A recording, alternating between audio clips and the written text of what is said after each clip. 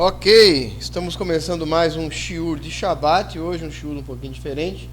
Ele resolveu trazer o povo aqui para fora, aqui na nossa garagem aqui, nossa área de convivência, fazer uma coisa um pouco mais light. O pessoal está aqui reunido em umas cadeiras, uns estão tomando chimarrão, outros estão tomando café puro, com açúcar e só, e nada, café preto e nada mais.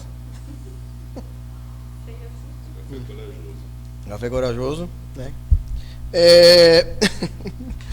E hoje a gente vai dar continuidade àquele assunto que nós estávamos falando sobre o advento de Mashiach e nossa parcela de responsabilidade ou de ação no sentido de apressar sua chegada. E como nós somos uma comunidade cujo nome enfatiza tanto a nossa crença no Mashiach, então é importante que os aspectos de Mashiach que nós acreditamos sejam sempre reafirmados e reexplicados para aquelas pessoas que não nos conhecem e tudo mais, e sempre novos detalhes, novas fontes de luz, novos lugares são iluminados pela luz da Torá, e a gente vai sempre entendendo um pouco mais, aprofundando um pouco mais o nosso conhecimento. Sempre lembrando que o conhecimento por si ele não resolve nada. O que resolve, de fato, é o que fazer com o conhecimento que a gente adquire. Isso é mais importante do que adquirir o conhecimento. Ter conhecimento e não saber o que fazer com ele é como ler o manual de instrução de uma televisão e achar que por causa disso a televisão nunca mais vai dar defeito. Porque você leu o manual de instrução. Então ela nunca mais vai dar problema. Então é isso que a gente faz com a nossa vida quando a gente se dedica tão somente ao estudo e ao conhecimento, sem transformá-lo em prática, ou seja, torna-se nulo, ou seja, é a verdade na contramão da realidade. Nós já falamos muito sobre isso, sobre a verdade versus realidade. Não tem o que fazer. Isso aqui é o inverno chegando. O pessoal está falando, o conta-rega está falando que minha camisa eu estou estourando os botões da camisa. Vai fazer o quê? A gente engorda, a gente tem mais de 35 anos. Fazer uma de segredo. Não tem que fazer de ser da casa de uma barriga menor. Não faz de camisa maior, não. Deixa quieto, entendeu? Bom, então vamos lá. E nós estávamos falando sobre: é possível antecipar a chegada de Mashiach? E a gente tem trabalhado isso, e é o segundo que a gente vai fazer quando virar Mashiach. Não, é o terceiro, né? Terceiro, quando virar Mashiach. No primeiro a gente abordou que não podemos prever o seu dia e sua hora, mas que os profetas nos dão indícios de como relacionar ele a eventos proféticos, e principalmente no que se refere ao fato de que para nós o Mashiach já é uma realidade, o Mashiach já veio, e ele haverá de reaparecer, hoje encontrando-se em estado de ocultamento para nós. Mashiach para nós está oculto. Quando a gente enfatizou nessa questão do ocultamento, que os profetas falam a respeito disso. Sim. Está lá que ele ficaria oculto. Então a gente até enfatizou que não foi algo que nós inventamos. Sim. Foi enfatizado isso. Não apenas nos profetas, aliás, isso está no livro do profeta Daniel, que ele já não estará, não é isso? Falamos isso lá no profeta Daniel, capítulo 9. Fala, então o Mashiach não está, e ele não estará mais. Aí o Jacob levantou a mão invisível, não é isso? Ele já não estaria mais. E também e depois falamos então sobre a questão dos méritos, se é possível, tanto biblicamente quanto à luz dos nossos sábios, chegarmos à conclusão de que sim, há algo que se possa fazer para antecipar. E a gente viu que não é possível retardar, que o retardamento da chegada de Mashiach não é possível, que Mashiach virá inevitavelmente, e há uma hora limite para que ele chegue. Mas nós podemos antecipar a sua chegada. E isso de novo, não é uma invenção nossa, é algo perceptível à luz dos textos bíblicos que nós trouxemos aqui no nosso último estudo. Eu trouxe alguns textos dos profetas também, não sei se vocês estão lembrados quais são. O último estudo foi Daniel 2 e 7. Quando virá Mashiach. Sim. O estudo foi Isaías 8:13, Abacuque 2:3, Sofonias 3:8, Isaías 30:18, Isaías 60:22 e Salmo 95:7. Tá, eu vou ler o Abacuque. Qual que é o texto de Abacuque? Abacuque é 2:3. Abacuque 2:3. A parte do oculto é do senhor quer, Não, a parte da antecipação de sua chegada. Eu acho que é do Abacuque mesmo, né? O Abacuque, o profeta Havacuque.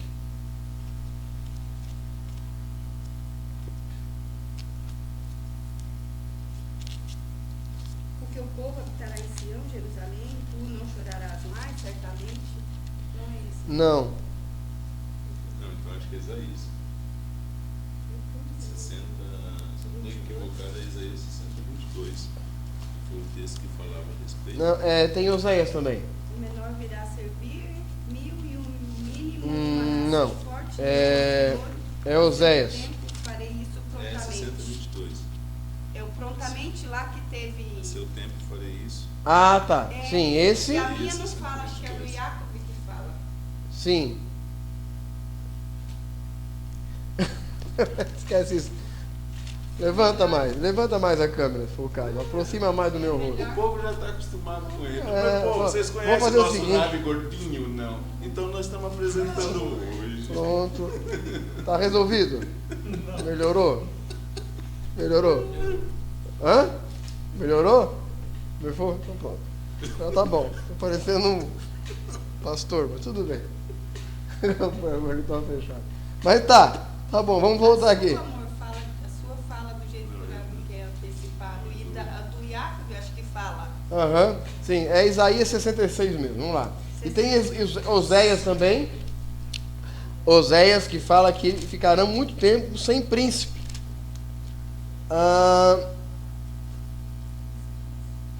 Que Israel ficaria muito tempo sem príncipe. Lembra que a gente pegou esse?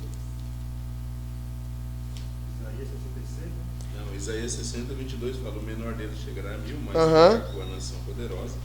Eu, eterno, no tempo devido, apressarei a realização. Isso, no tempo devido, apressarei. Ok. Numa outra versão, na versão hebraica das Escrituras. Qual era? 60:22, Isaías. A menor tribo crescerá 1000 vezes, mas a mais jovem se tornará uma nação forte. Isso. Eu, eterno, farei isso a seu tempo, ou apressarei se o merecerem. Ou apressarei se o merecerem. Exatamente. E aí nós temos o texto, eu acho que é Oséias, que fala que Israel ficaria muitos dias sem príncipe.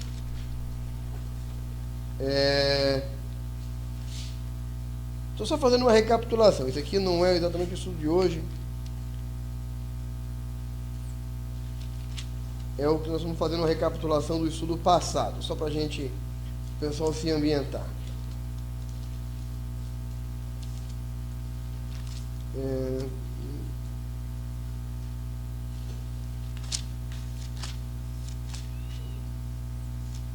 Você não anotou aí, né, Fabiana? Oséias não, Gato. Não? Então é outro profeta menor. Qual que é outro profeta menor? Abacuque, Sofonias. Sofonias 3:8. O que diz? Não sei. Sofonias 3:8.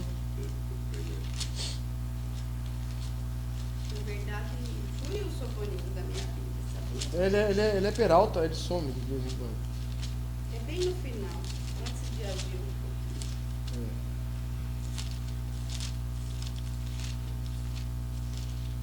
Sofonias 3:8. Esperai-me, pois a mim, diz o Senhor, no dia que eu me levantar para o despojo, porque a minha resolução é ajuntar as nações e congregar os reinos, para sobre elas fazer cair a minha maldição e todo o furor da minha ira, pois toda esta terra será devorada pelo fogo do meu zelo. Mas não era esse texto, não. Deixa quieto. O texto era que fala que naqueles dias Israel ficaria muitos dias sem rei, sem príncipe.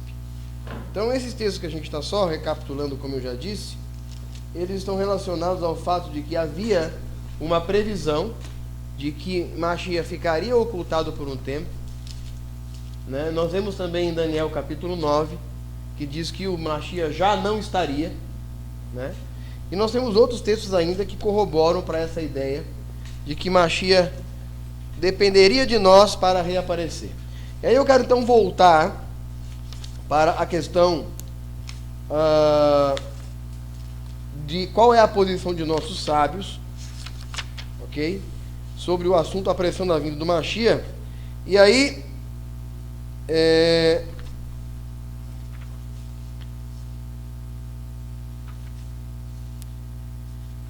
obrigação de o esperar e o mérito e o efeito de esperar e exigindo a vinda de Mashiach. Bom, vou ler aqui as palavras dos nossos sábios. Diz o seguinte: a crença verdadeira na redenção messiânica reflete-se e confirma-se através da sincera antecipação. A expectativa ansiosa da vinda de Mashiach, por sua vez, a sinceridade dessa expectativa, dessa esperança, é testada por aquilo que é feito para atingi-la, por algo que realmente deseja. A pessoa pede, implora, exige e faz tudo o que é possível para atingi-lo. O mesmo aplica-se à espera e à expectativa obrigatórias de Mashiach. Deus insiste para que demonstremos sinceridade na nossa pretensão de querer Mashiach, fazendo tudo o que podemos para efetivá-la, inclusive arrombando, como diz os nossos sábios, as portas do paraíso, com exigências sobre a redenção. E aí ele vai citar um texto aqui de Oséias. É Oséias mesmo que eu estava procurando, Oséias 3, 4 e 5. Vai dizer assim: e os filhos de Israel ficarão sentados muitos dias sem rei e sem príncipe e sem sacrifício. Vamos lá ler Oséias. Oséias 3, verso 4 e verso 5. E os filhos de Israel ficarão sentados muitos dias sem rei e sem príncipe e sem sacrifício. Depois aí tem 3, verso 4 e 5.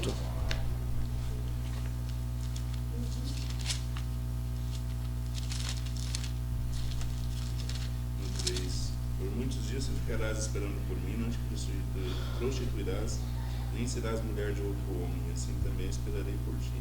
E os filhos de Israel ficarão por muitos dias sem rei, sem príncipe, sem sacrifício, sem coluna, sem éfode ou terafins.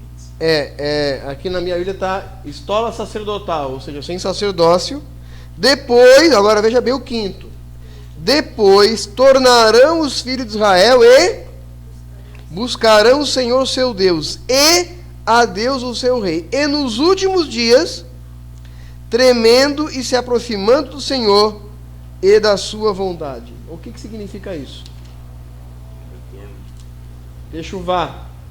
E o que esse texto nos leva a entender?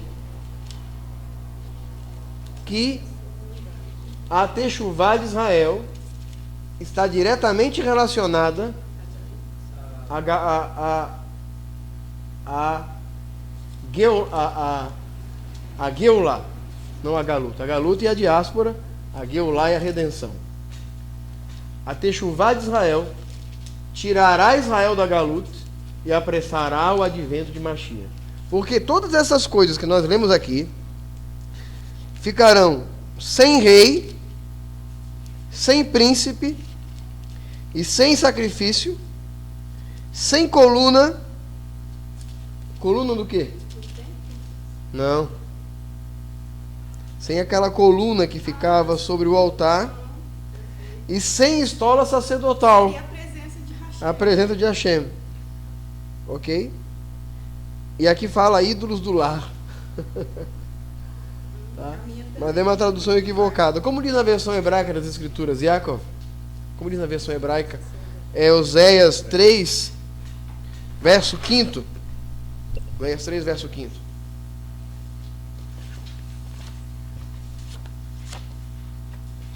Esses ficarão, não seria dando menção ao culto?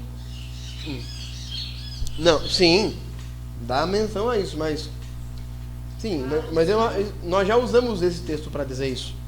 Mas esse texto também está dizendo que, no versículo 5 é o que importa nesse caso para nós, para o estudo de hoje. O que diz o verso 5? Depois tornarão os filhos de Israel e buscarão ao Senhor, seu Deus, e a Davi, seu rei. E nos últimos dias, tremendo, se aproximarão do Senhor e da sua bondade. Pronto, então. Que diz assim: somente depois os filhos de Israel vão de retornar e buscar ao Eterno, seu Deus, e a Davi, seu rei, e virão temerosos ao Eterno e a sua benevolência no fim dos dias. Então, o fim dos dias está relacionado com o quê? O fim dos dias Está relacionado com o quê, de acordo com esse texto? Com a aproximação do povo de Israel. Pronto, então quem que está tomando a iniciativa aqui? O povo de Israel. O povo. É Deus que está tomando a iniciativa? Não. É o povo que está tomando a iniciativa. O povo vai buscar o Eterno. Ok. O Eterno que está chamando eles. Todo o Ok. povo, tanto nós que estamos na diáspora, Sim. quanto O Israel em todo mundo. Israel, mesmo dentro da terra de Israel, está na diáspora. É bom que se diga isso.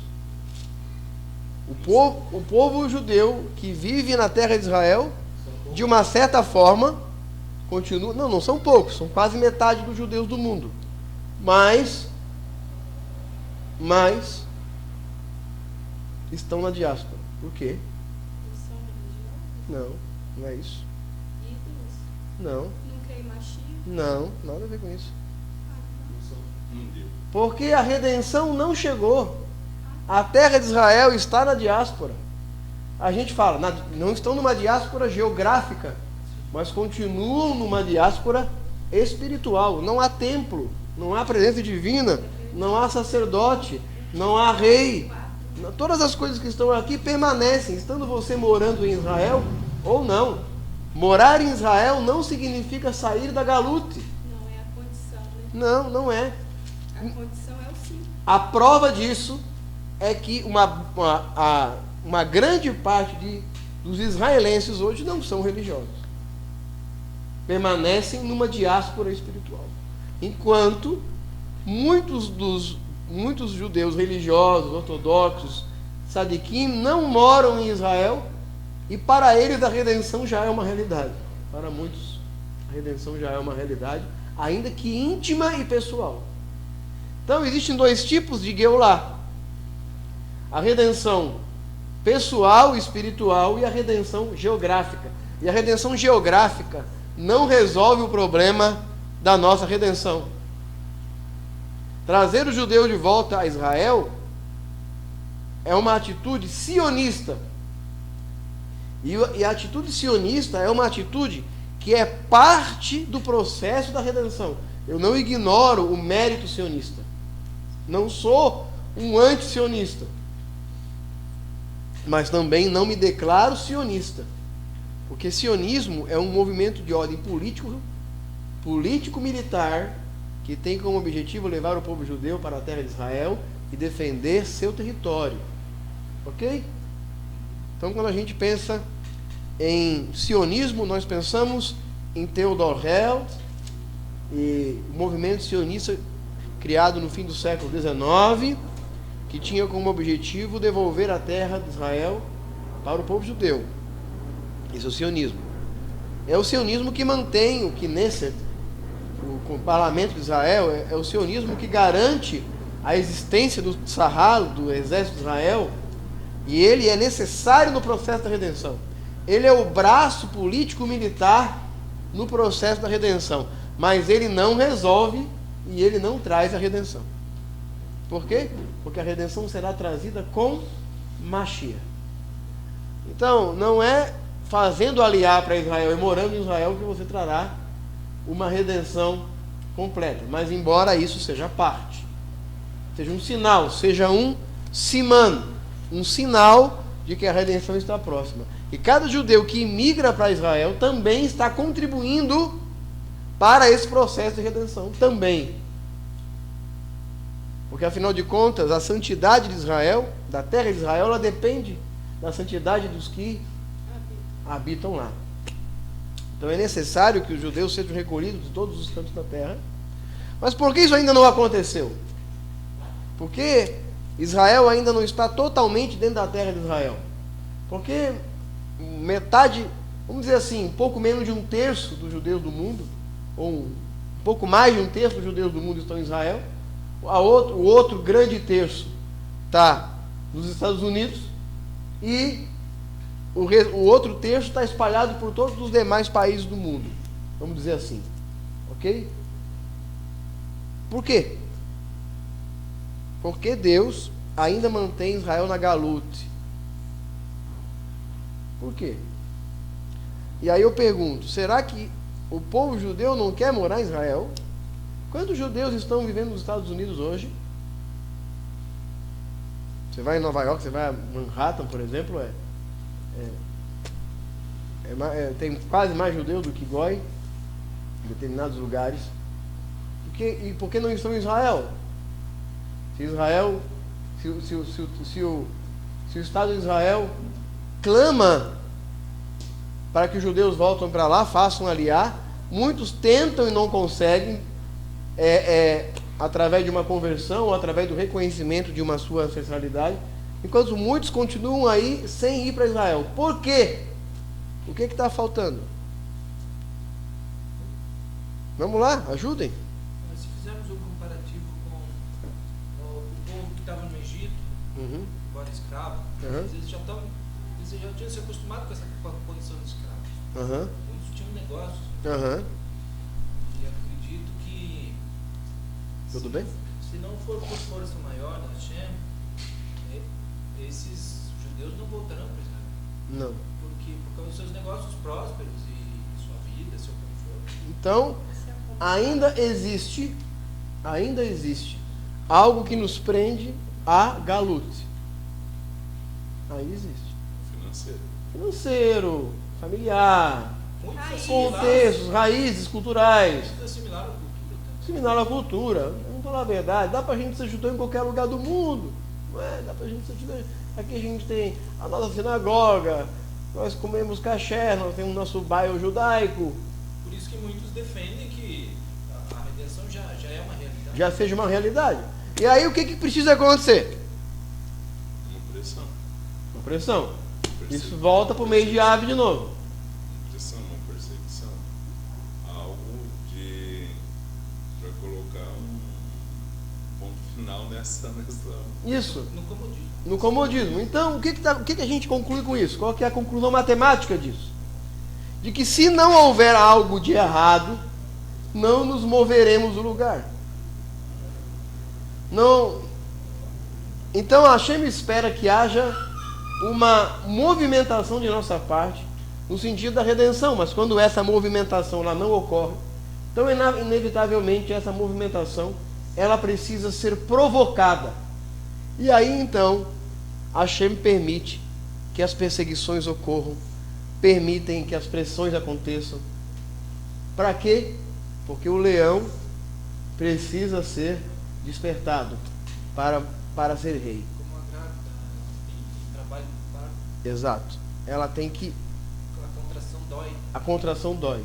Então, cada vez, quanto mais tempo demorarmos para nos acordarmos disso, quanto mais dormindo estivermos, quanto mais Israel demorar para acordar para a necessidade da redenção, mais próximos da redenção inevitável estaremos, mas não sem dor. Chegaremos ao limiar final inevitável dessa redenção, com ou sem nossos méritos, com ou sem nossos esforços. A diferença está em quanta dor terá. terá que ser empreendida para que isso aconteça. Nós lemos hoje de manhã na Paraxá, não faz parte da Paraxá de hoje, mas eu recorri a Êxodo. E o que diz lá? Vamos lá, Êxodo 3.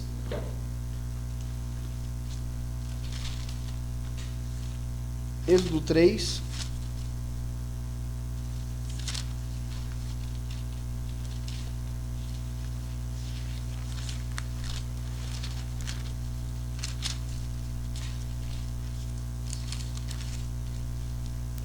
Hashem fala com Moshe Rabbeinu dizendo o quê? Êxodo 3, verso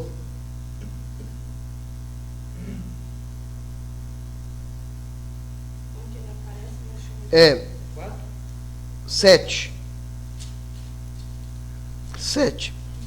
Disse ainda Hashem: certamente vi a aflição do meu povo que está no Egito, e ouvi o seu clamor por causa de seus exaustores. Não é exaustores, não. É exatores. Exaustores é outra coisa. Exatores. E conheço o seu sofrimento. Por isso desci, a fim de livrá-lo da mão dos egípcios, para fazê-lo subir da terra sair da terra, daquela terra, não, para subir daquela terra a uma terra boa e ampla, terra que mana leite e mel, lugar que o cananeu, o riteu, o amoreu, o ferezeu, o reveu, o jebuseu, pois o clamor dos filhos de Israel chegou até mim, e também vejo a pressão com que os egípcios os estão oprimindo. Mas por que Hashem permitiu que os egípcios oprimissem Israel? Não era mais fácil que Hashem simplesmente dissesse: não, mas eu não vou deixar os egípcios fazer nada contra o meu povo, acabou. Eles vão ser reis onde quer que eles estejam. Eles estão lá no Egito, mas eu não vou deixar o faraó fazer nada de mal para eles. Por que Deus não fez isso? Ele tinha prometido a Abraão. Porque ele tinha um propósito de fazer eles voltar.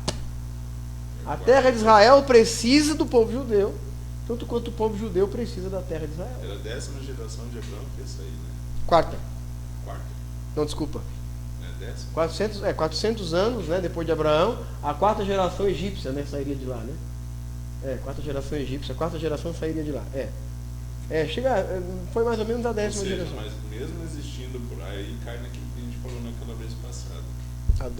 Mesmo existindo o propósito, as promessas de Hashem, Israel precisou clamar para que ele tirasse de lá. E chegou ao limite, vamos dizer assim. Por isso que Daniel também orou, mesmo completando 70 anos, para que Hashem também tirasse eles da Babilônia, para que de repente não chegasse aquele limite que chegou. E a julgar pelo comportamento do povo de Israel que saiu do Egito, para com Moshe Rabbeinu naquela situação, percebia-se qual era a real vontade do povo que ali estava. De fato, permanecer no Egito. Nossos sábios dizem que apenas 1/5 do povo judeu saiu de fato do Egito. Na Torá traduz por saíram armados, mas não consta que os judeus tivessem armas. Então, a palavra armados é igual à palavra 1/5. Então, julga-se que 1/5 apenas do povo judeu saiu realmente do Egito. Estavam preparados para sair. E mesmo desse 1/5 que saiu, todos eles morreram no deserto, porque não tinham anseio pela redenção. O Egito representa o lado bom da história e não o lado ruim. O lado ruim é o deserto. Eu queria falar, só que você chega, você, tipo assim, você está aqui, tá ruim, mas tá bom. Tá bom, porque tá ruim, mas tá bom. Tá ruim, mas tá bom. Você sabe a hora que você vai comer, você sabe a hora que você vai dormir, a hora que você vai acordar. Você sabe que tem algo. E sabe a hora que vai apanhar. Mas sabe também as outras coisas. Você sabe que tem algo melhor para te acontecer. Só que essa travessia no deserto, muitas vezes você julga não valer a pena. Claro, é melhor ficar aqui. Exato. Contar com um pouco. Se trouxermos isso para os nos nossos dias é muito parecido. Sim. O comodismo é maravilhoso. Sim, é muito melhor estar aqui. Vamos fazer o quê? Morar em Israel, fazer o quê? Morar em Israel para quê? Para ser daqui mais um dia ser oprimido por todo mundo. Exato. Então, a redenção ela vai acontecer, mas ela vai acontecer no momento em que clamarmos. Então, o clamar é um ponto que não dá para você tirar. Não dá para tirar o clamor da redenção. Não dá para você achar que você vai ter uma redenção sem clamor. Mas você pode clamar pela redenção agora, ok? Mas por que você não clama agora? Porque está tudo bem. Não está doendo, né? Não está doendo. Então a Hashem precisa deixar doer. Então não dá mais para acreditar, como acredita-se, de que Mashiach virá a qualquer momento aí, entendeu? Amanhã de manhã a gente vai acordar e Mashiach vai estar na porta. Se Deus quiser, vai. Se nós, tivermos méritos para isso. Agora, se não tivermos mérito, Mashiach vai vir? Vai. Mas não acredito que vai vir amanhã de manhã, porque não vai. Vai vir em tempos dificultosos. Vai vir em tempos ruins. Vai vir em tempos de aflição. Mas a profecia fala que naqueles dias haverá uma aflição sobre... Quando Moshe chegou lá no Egito, ele foi falar com o faraó, libertar o povo, aí piorou o povo. Sim. A intenção e apertou mais, justamente nós não íamos querer sair tudo. E quanto mais a gente pede pela redenção, mais a gente caminha na redenção, na direção da redenção, mais as forças contrárias trabalham no sentido de nos desencorajar do processo. Veja, Moshe chegou lá no Egito e falou: olha pessoal, então, sabe aquele negócio que você estava esperando lá? Então, chegou o momento. Aí, os mais desavisados falaram: então, que legal, então. Que legal. Então tá bom, vamos embora. O outro fala: ih, rapaz, mas não sei, mas será? Mas por que estava tão bom aqui? Deus está nos abençoando aqui. Meu filho, por exemplo, trabalha agora, conseguiu um emprego de office boy lá do secretário do faraó. Ele está tudo bem, está tranquilo. A minha filha está até me interessada num egípcio.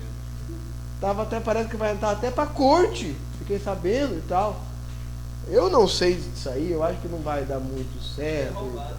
Quer ver? Mas vamos ver o que vai dar esse cara aí. O que é esse cara? Esse cara, lembra daqui 40 anos ele era? Aquele cara que matou aquele egípcio que sumiu do mapa. Entendi, beleza. Vamos ver o que vai dar isso aí. Então tá, o senhor falou que você vai faz, aí mostrou lá a mão. Tá. Não, o senhor é bom. Eu vejo que o senhor tem potencial. Eu não posso negar que o senhor tem talento. Né? Realmente, as mágicas que o senhor faz aí, eu não sei onde quem foi que o senhor ensinou isso para o senhor, mas o senhor faz muito bem. O senhor é um cara muito, muito bom, o senhor faz. Vai lá e fala com... nós estamos aqui esperando. A gente fica esperando aqui, o senhor vai lá e vê. Como é que fica então? A gente está aqui, né? O senhor falou que vai tirar nós daqui, nós vamos ficar aqui esperando, tá bom? A gente estava aqui tranquilo, o senhor que veio com a proposta, então o senhor vai lá e fala com o homem lá dentro. Eu vou lá falar e já nós vamos... Então vai lá e fala. Chegou lá e falou... O faraó ouviu tudo aquilo lá e falou: então, o que vocês querem? Não, tirar o povo do Egito e tal. Entendi. Sabe o que está faltando para esse povo? Esse povo anda muito preguiçoso, esse povo não tem o que. Está faltando trabalho para o povo. Então, manda dizer para eles o seguinte, que agora eles vão ter que pegar a palha também, entendeu? E vão apanhar 2 vezes mais, eu vou aumentar a carga horária, eu vou cortar a hora extra e os 15 minutos de café que eles tinham de tarde. Vou ter que aumentar a produção e diminuir o salário. Moshe agora volta com a notícia pro povo, agora você imagina. Coisa boa.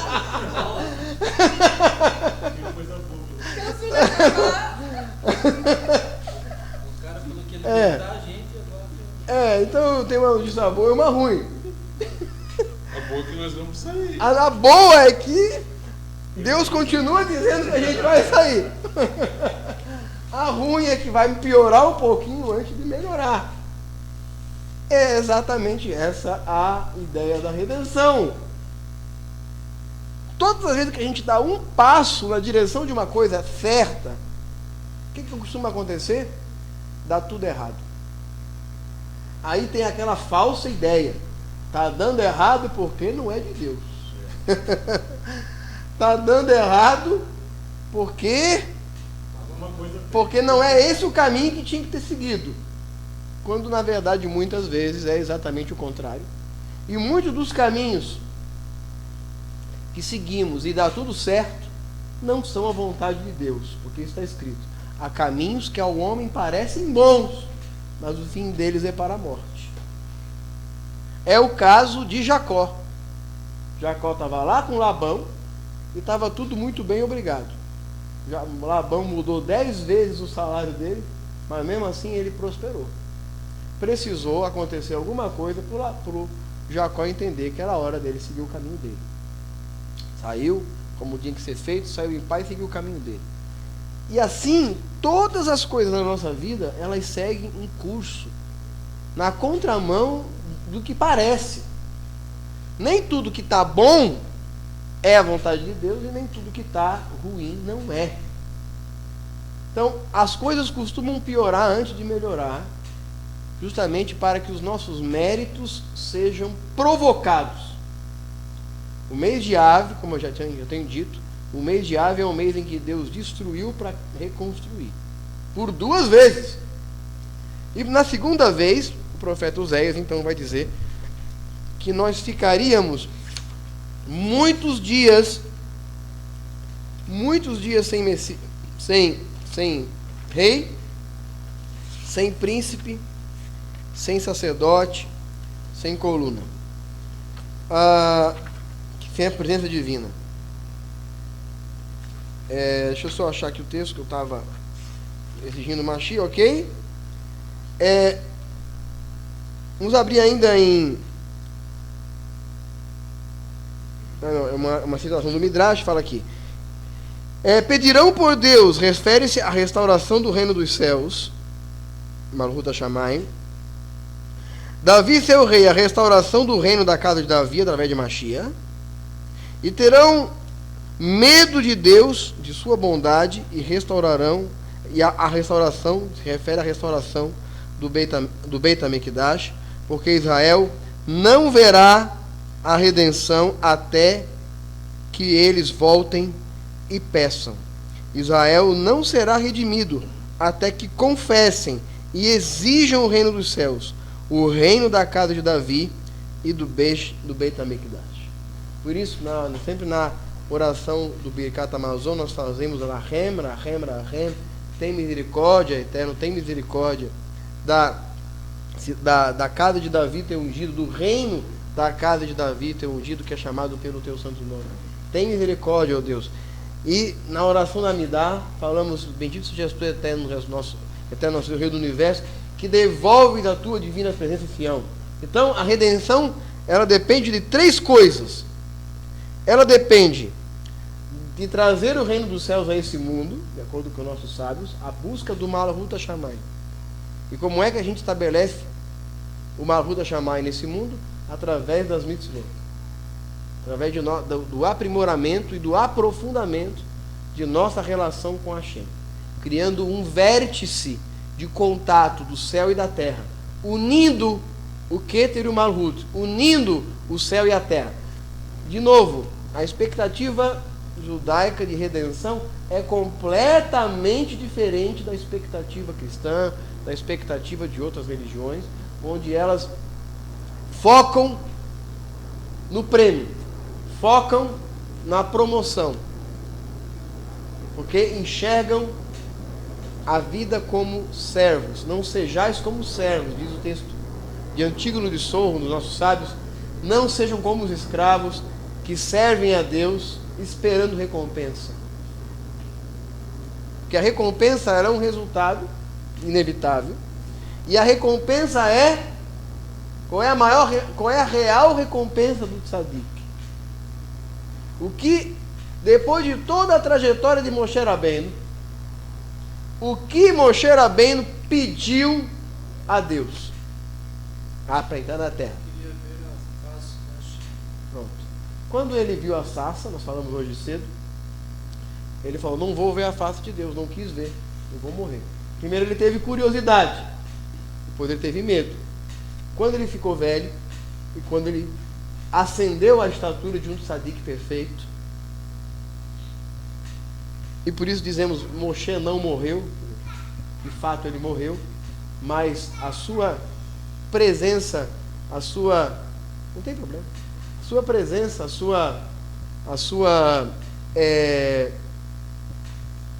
Moshe continua aqui. Moshe está aqui agora, porque a gente está falando sobre ele. Não que ele esteja aqui, que a alma dele esteja aqui. Vocês estão entendendo o que eu estou dizendo? O seu legado. O seu legado. Moshe está vivo. Moshe não morreu. Dizer que Moshe está morto é uma falácia.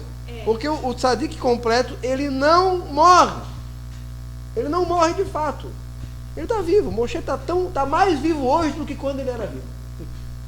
Porque hoje a gente só tem aquilo que realmente Moshe deixou como legado. Porque a única forma comprovada cientificamente de eternidade é o legado que deixamos. Somos tão eternos quanto somos capazes de sermos lembrados pelas gerações seguintes. A nossa eternidade é medida por quanto tempo depois que morremos continuamos existindo na memória do mundo. Por exemplo, eu não sei o nome do meu trisavô. Aliás, nem lembro do nome de todos os meus bisavós. Okay? Mas eu sei quem foi Moshe Rabbeinu. Então, isso é uma forma real de imortalidade, desconsiderando, claro, a imortalidade da ressurreição dos mortos, mas com certeza a imortalidade da ressurreição dos mortos e a imortalidade física, Moshe ainda está por adquirir, mas a imortalidade que de fato é pertinente a mim e a você, aquela imortalidade que não é o prêmio de Moshe, mas que é o meu prêmio, porque na verdade eu fui premiado com a imortalidade de Moshe Rabbeinu, não ele.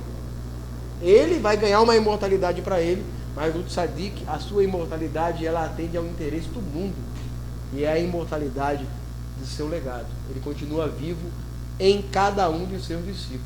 E quando ele atingiu esse nível, o que ele pediu a Deus? Mostra-me o teu rosto. Então, qual é o prêmio que o tzadik procura na redenção? Ele quer a redenção para poder ter uma roupa feita de ouro, para ter salvação, para saber que não vai morrer, para encontrar Deus. É a quem ele quer, é a quem a sua alma deseja, sabe? Quando a gente fala Yedid Nefesh, Avarahaman, querido de alma, Pai de piedade, atrai o teu servo para o que te agrada, correrá o teu servo como corço e prostrar-se à frente à tua majestade, pois agradar-lhe-á a tua amizade, o teu amor, mais que o mel puro e todo bom gosto. Ó majestoso esplendor do mundo, a minha alma sofre pelo teu amor. Rogo-te, ó Deus, cura, mostrando-lhe a beleza do teu esplendor, então ela se ficará forte e se restabelecerá, se te uma serva eterna. Ó forte, enterneçam-te tuas piedades para conosco, e tem compaixão do teu povo amado, pois há tanto que esse deseja ver a glória da tua força. Rogo-te, ó Deus, querido do meu coração, apressa-te e não te afaste. Aparece, rogo-te, ó Eterno, perante mim, estende sobre mim a tenda de tua paz. Ilumina a terra com a tua glória. Ilumina a terra com a tua glória, e nos alegremos por tua causa. Depressa, amado, pois chegou a hora de conceder-nos a tua graça, como nos tempos antigos. Essa canção que a gente faz todo o início de Shabat demonstra o que deveria ser a expectativa individual de cada um de nós, de ver Hashem, de termos de volta a presença, aquilo que mais nos falta depois de nosso exílio edênico, quando nós víamos Hashem, quando ele estava perto da gente como um pai. Moshe viu ele pela fresta, né? Viu ele pela grade da vida, viu ele por aquela brecha que Deus abriu. Cada um de nós pode ver Deus pelo tamanho da fresta que nós conseguimos. Sim, fala que ele via face a face, e o nível que Moshe Rabbeinu falava com Deus já era um nível considerado face a face, mas mesmo assim ele viu Deus pelas costas. De fato, o que todos queremos ver é Deus face a face. é o que o Sadiq de fato espera. Ele não está esperando, é o reencontro. Ele não está esperando uma coroa na cabeça, ele não está esperando servos servindo ele, e abanando ele lá como um rei, andando em liteiras, como diz o texto, que andaremos sobre liteiras, seus filhos serão trazidos do Oriente, sobre liteiras, trazidos de volta. Tudo isso é parte, mas não é isso que o Sadiq espera. Ele quer ver de novo Hashem. Então, trazer o Malhut HaShamayim é parte do processo da redenção. Segunda coisa, ele quer o reino de Mashiach. Será que quer? Você quer o reino de Mashiach? Você quer mesmo? Você tem certeza disso? Ah, rapaz. Você tem certeza? Porque veja bem, hoje, se você cumpre a Torá, ou se você não cumpre a Torá, o que muda? Não muda nada, não é verdade? Vamos falar a verdade? Pensa num rei que vai instituir, fala que ele vai instituir a Torá com mãos de ferro. Pelo cheiro. Nem vai ser tão legal assim. Não é tão legal assim. Então, quando a gente fala na expectativa messiânica, você de fato sabe o que significa querer o rei Mashiach reinando sobre Israel? Isso significa. É aqueles que têm prazer em obedecer. Claro, mas o que eu quero dizer é que talvez apenas no dia que Mashiach chegar entenderemos o que significa isso. Talvez as pessoas que a gente ama vão ver sofrendo, né? Exato, quando clamavam por Moshe Rabbeinu, mas agora que Moshe Rabbeinu não viu, não, mas peraí, eu pensei que você vinha depois, semana que vem, bem agora que você veio, né? Fala que será como nos dias de Noa, estarão se casando, se dando em casamento, cuidando de suas próprias vidas. Se demorasse mais, até os Aí exato. parece uma certa contradição. Por quê? Diga. Porque, veja bem, se você está casando, se dando-se em casamento, não aparece nessas palavras não aparece uma certa aflição. Não, você não está aflito, está no casamento, você não está esperando Não. Mashiach, né? Entendeu? Sim. O que diz que ele virá, independente de qualquer coisa. Não, mas aí os que estarão casando e dando em casamento são os que vão morrer. Serão as nações, estarão casando, dando em casamento, seguindo a vida. Serão pegos de surpresa quando vier o dilúvio e morrer. Todo mundo for levado pelas águas do dilúvio. Ou seja, então devemos separar que essa aflição ela estará sobre o povo judeu. Sim, exatamente. A nossa aflição. Ok? A nossa aflição. Não devemos esperar que o mundo clame por Mashiach. É isso que eu estou falando. Não é o mundo que vai estar clamando por Mashiach. Perseguição, né? Não é o mundo que... Não, que determina. Pelo contrário. Não, pelo contrário. Está chamando o Mashiach de anticristo, né? Exatamente. Na verdade, o mundo será a ferramenta de Deus para nos oprimir. Na verdade, eles é que vão nos oprimir. Eu acho que é como se fosse então um paralelo com Sodoma e Gomorra. Sim, exatamente. Que o mundo estava, infelizmente, hoje a gente vê que está se voltando para isso. Sim. Né? Onde o certo é o errado e o errado é o certo. Exatamente, não precisa você ir muito longe né, dessas coisas. Então, isso, para o justo, para quem busca a justiça, realmente já está ficando algo insuportável estar se convivendo, como dizer assim. Então pode ser também essas profecias dessas opções por esse lado. Sim. E aí virá a aflição. Então, mas isso que você, olhando por um outro lado que você acabou de dizer, na verdade não, veja bem. Estarão casando e dando em casamento, e então veio o dilúvio e levou a todos. Então, peraí, o que é o dilúvio? É a destruição, é a catástrofe, é o sofrimento. Você entendeu? É o sofrimento. O dilúvio é o sofrimento. Então, enquanto estivermos nos desapercebidos, na verdade o texto corrobora. Enquanto estivermos desapercebidos, deverá acontecer alguma coisa que traga o sofrimento. Entendeu? Então ele pode ser olhado de várias maneiras. E os rabinos continuam dizendo o seguinte: o Rabi Shimon Bar Yochai ensinava uma parábola de um homem que puniu seu filho. E o filho não sabia porque estava sendo punido, mas depois o pai lhe disse: agora vá e faz aquilo que te ordenei há muitos dias atrás.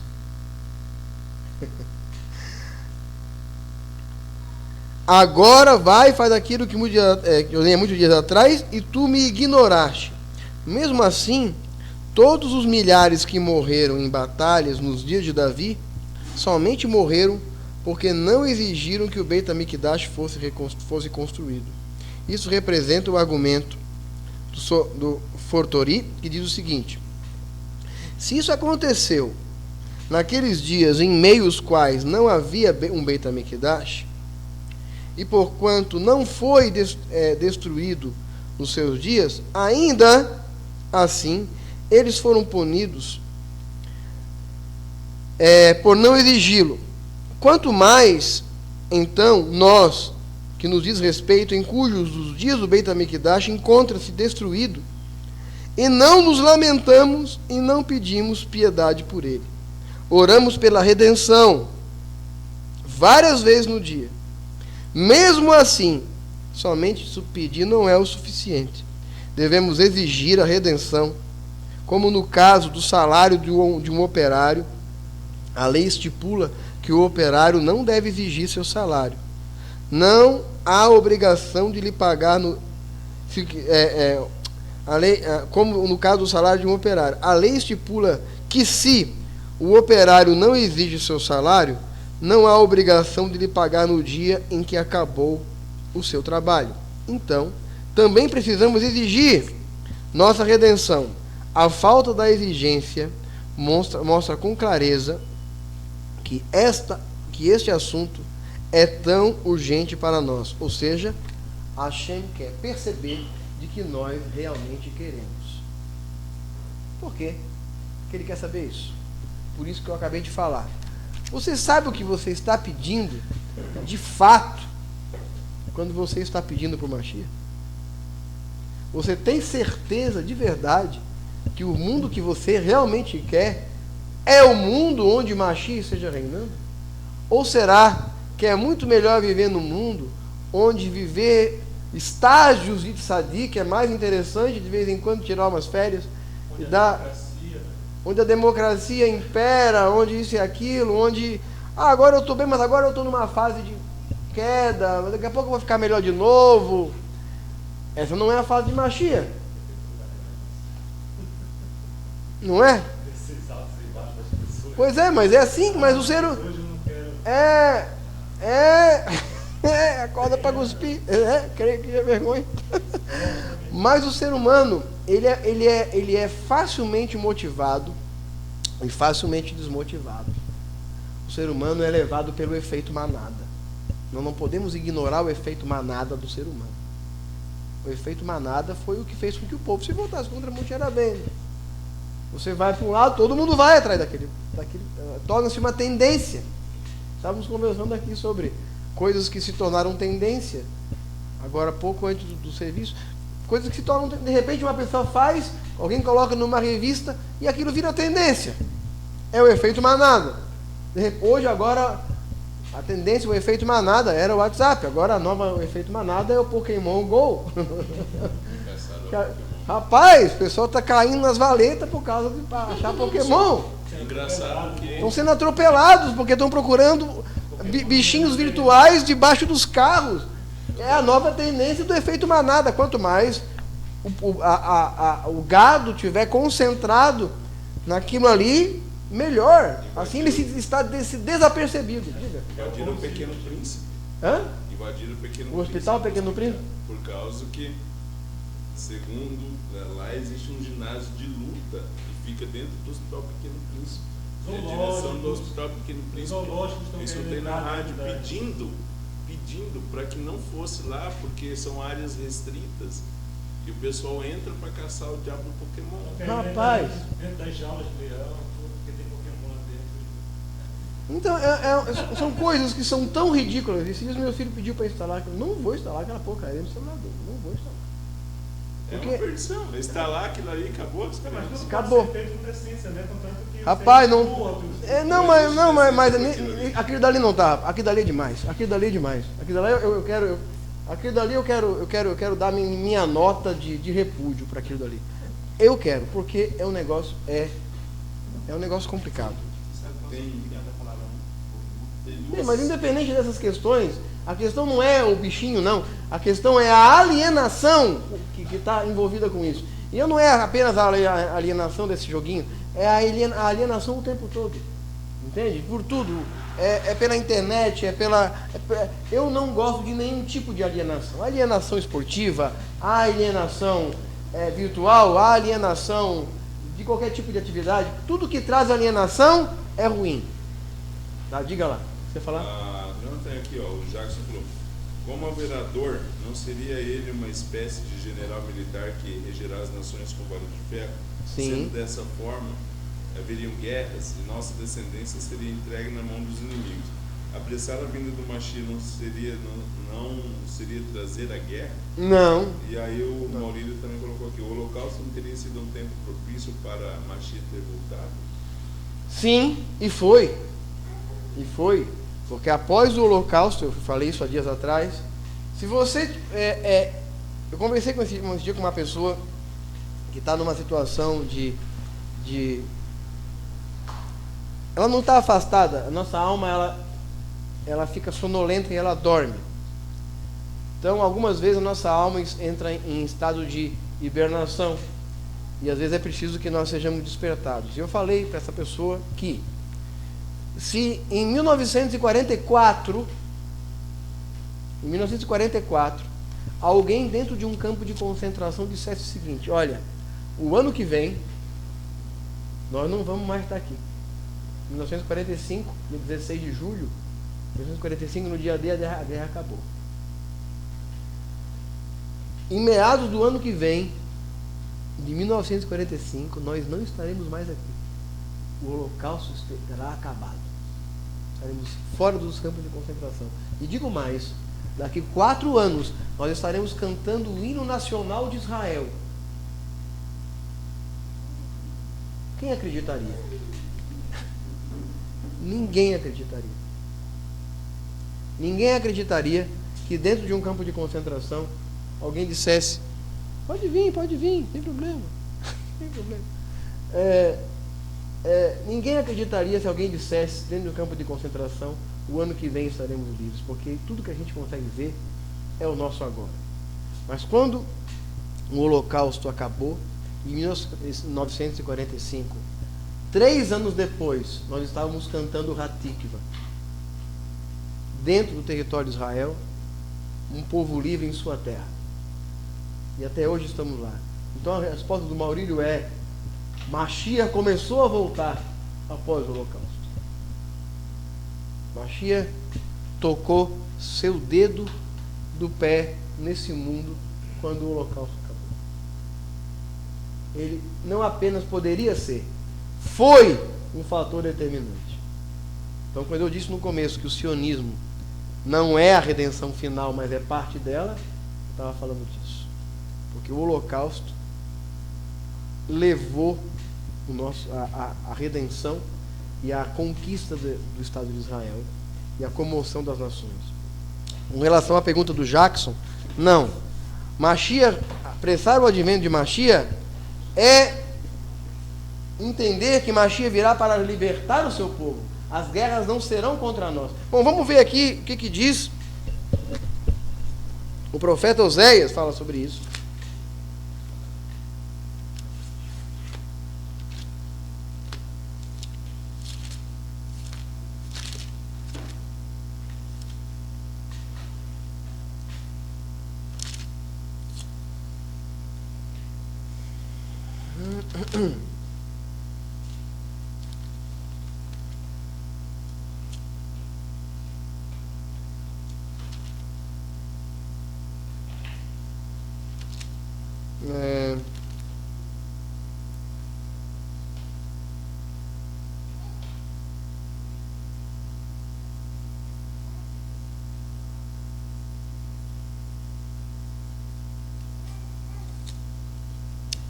a parte que Deus faz com que os povos venham contra Israel, mas não é a parte de Zacarias.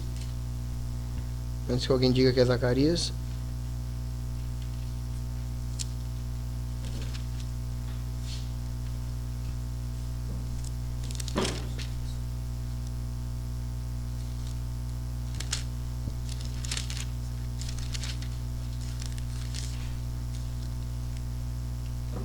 É Joel 3, faz assim: eis que naqueles dias, naquele tempo, em que mudarei a sorte de Judá e Jerusalém, congregarei, Joel 3, todas as nações, e as farei descer ao vale de Josafá, e ali entrarei em juízo contra elas, por causa do meu povo, e da minha herança, Israel, a quem elas espalharam entre os povos, e repartindo a minha terra entre si. Lançaram sorte sobre o meu povo, e deram meninos por meretrizes, e venderam meninas por vinho que beberam. Que tendes vós comigo, Tiro, Sidom, todas as regiões da Filistia, é por vingança que quereis contra mim? Se assim quereis vingar, farei sem demora cair sobre a vossa cabeça a vossa vingança. Visto que levastes a minha prata e o meu ouro e as minhas joias preciosas deste aos vossos templos. Que é o que aconteceu com Israel desde então, né? Israel vem enchendo os templos pagãos com o ouro roubado dela desde então, pelos pagãos. Vendeste os filhos de Judá e por aí vai. Proclamai entre as nações, verso 9. E apregoai guerra santa, e suscitai os valentes, e cheguem-se, e subam todos os homens da guerra. Forjai espadas e vossas relhas e arados e lanças, todas as podadeiras, diga o fraco, eu sou forte. Apressai-vos, vinde, com todos os povos, em redor, congregai-vos para ali, o Senhor fazer descer os teus valentes. E levante-se as nações e sigam para o vale de Josafá, porque ali me assentarei para julgar as nações. Lançai foice, porque está madura a vinde. Pisai, porque o lagar está cheio, e os seus compartimentos transbordam, porquanto a sua malícia é grande. Em outras palavras, Deus incitará as nações contra Israel para encontrar nisso motivo para ir contra elas. Então, respondendo a pergunta do menino, do Jackson, não há perigo contra isso. Pedir pelo advento de Mashiach é pedir justamente para que Deus faça vir as nações contra nós, mas ao mesmo tempo para que o juízo das nações se apresse. Na verdade, não traria guerra. A gente pedir para de Mashiach não traria guerra, mas nos salvará da guerra. Sim, de uma guerra ainda maior. Nos salvará de condições ainda piores, né? E apressará a nossa redenção. Esse será um momento que nós estaremos sendo perseguidos e mortos mesmo. Israel estará sim, em angústia. É chamada angústia de Yaakov, a angústia de Jacó. Bom, eu quero terminar com um texto que está no livro dos Atos. Só antes disso, né? Diga. Perguntou o Júlio, e conformismo com a situação da terra e muitos saírem de muitas religiões em busca da verdade sobre Mashiach, não seria um prenúncio da sua vinda? É claro que sim. Não apenas um prenúncio, mas uma condição para que ele chegue. Ok? Então, por exemplo, quando a comunidade Bnei Mashiach se propõe a tirar as pessoas da idolatria, é o Júlio de Brasília, né? Júnior de Brasília, não é isso? 61. Brasília. Sim, Júnior, veja bem. Quanto mais nós falamos contra a idolatria, mais nós estamos cumprindo o propósito da Torá de que nenhum reino pode ser conquistado sem que antes seja lhe proposto a paz. E é justamente esse texto que eu quero ler de Atos, capítulo 1, quando os discípulos perguntam ao Rav Yeshua aqui se seria por aquele tempo que ele restauraria o reino a Israel. Ele diz então o seguinte: